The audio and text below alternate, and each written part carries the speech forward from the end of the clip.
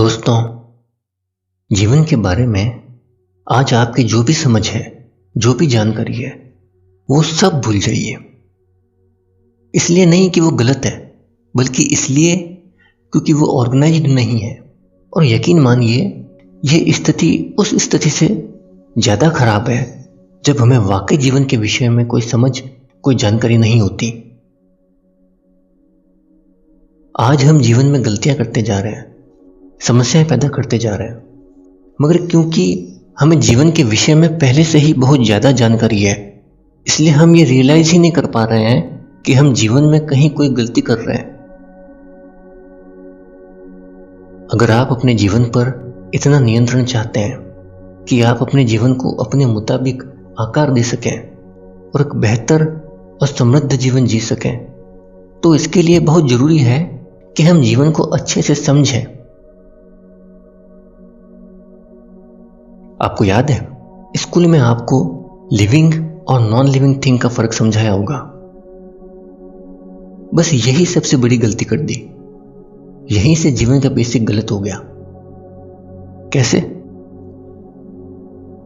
हमें स्कूल में क्या समझाया गया कि जो चीजें चलती फिरती है और ग्रो करती है, यानी अपने आप बढ़ती है, विकसित होती है, वो सभी लिविंग थिंग्स है, और बाकी वो सभी ऑब्जेक्ट जिनमें ऐसा नहीं होता, वो सभी नॉन लिविंग थिंग्स है।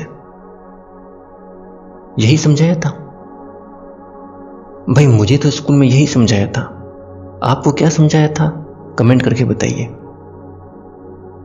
यानी जीव जंतु, जिनमें हम इंसान भी आ जाते हैं, और पेड़ पौधे लिविंग थिंग है, और मिट्टी, कंकड़, पत्थर, पहाड़, टेबल, कुर्सी, बाकी सारी चीजें नॉन लिविंग थिंग है।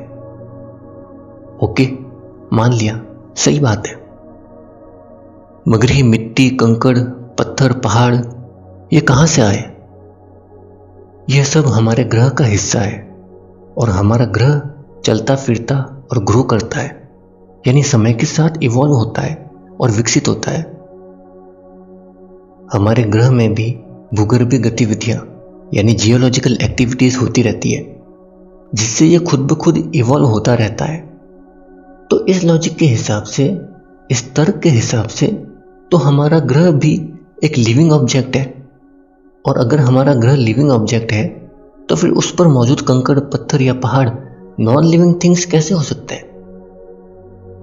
इसी तर्क को, इसी लॉजिक को अगर थोड़ा और आगे तक पकड़ कर चले, तो हमारा यूनिवर्स भी चलता फिरता है और सेल्फ ग्रो होता है।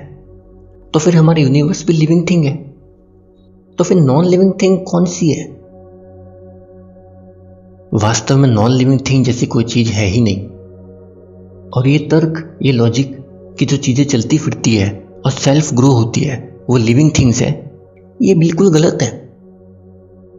वास्तव में हम इसलिए लिविंग नहीं है कि हमारी उम्र बढ़ती है और हम ग्रो होते हैं, फिर मर जाते हैं। ये तो सिर्फ बायोलॉजिकल एक्टिविटी है।